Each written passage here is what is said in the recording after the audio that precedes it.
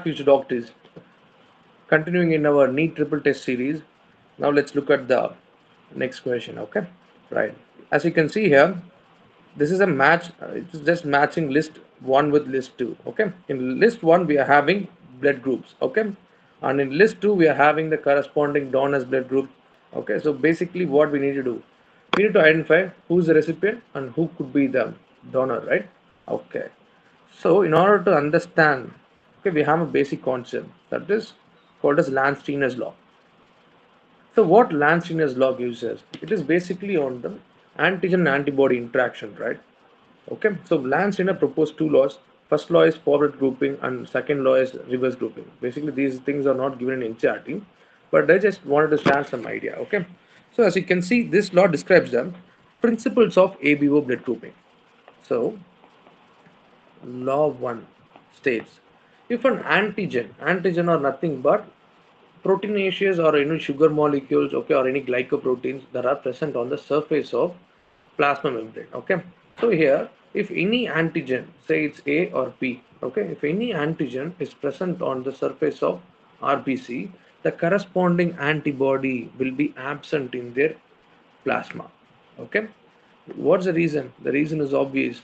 If you are having A antigen and if you are having the same antibody for the same antigen, what happens? It just comes and bind and triggers some immune reaction, right? So it can lead to agglutination, correct, and hemolysis.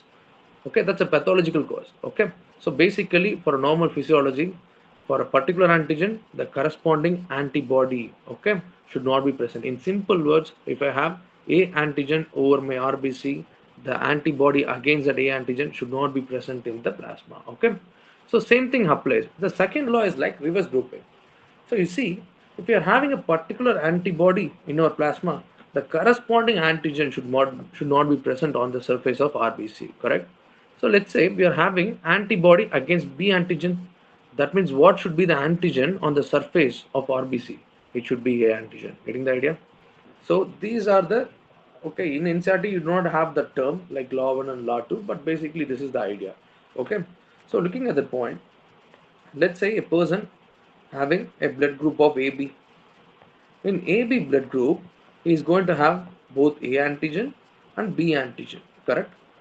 Because I'll just link this chapter with genetics part, okay, principles of inheritance.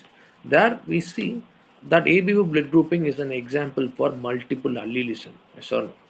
So basically, these guys, okay, AB, who has AB blood group, right? They have their genetic material has both alleles, that is response for the production of A sugar and B sugar. Basically, these are sugar molecules on top of blood's RBC membrane. So the corresponding phenotype for this type of genotype will be A, B blood group. Okay. So what about A group fellows? They can have two types of things, right?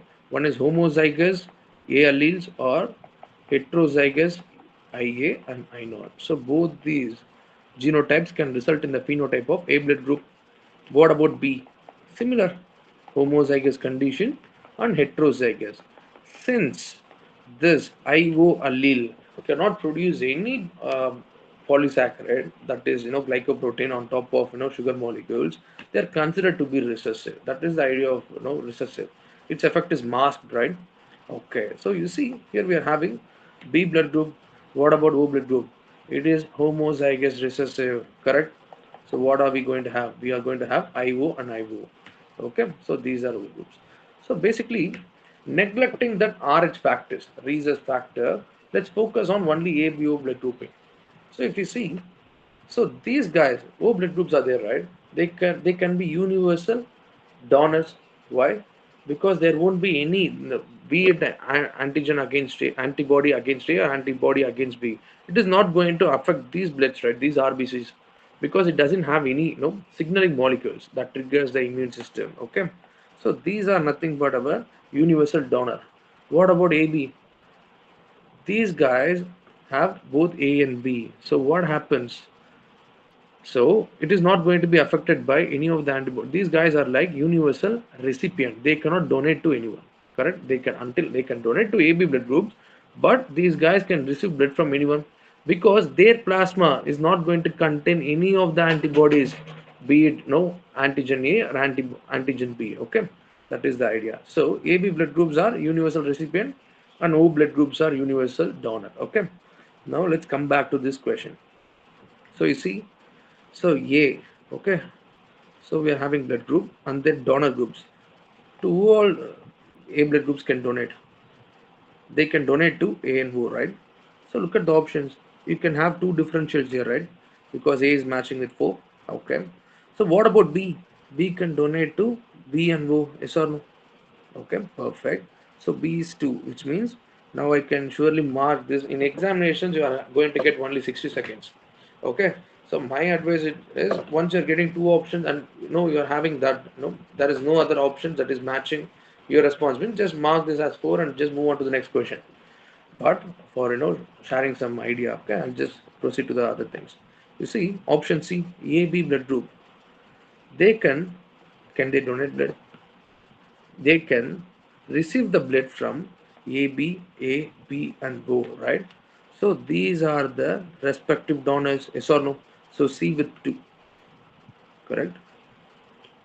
C with not respect to 2. Why? Yes. Okay. So the option is 2 here. Okay. C with respect to 2. And what is D? O blood group. They can receive from only O. Okay. So the correct response is 2 here. I hope there is no doubt in this case. Okay. So yeah, I hope this solution helps you in any amount, in any degree of way. Okay. I'll see you in the next session. Thank you.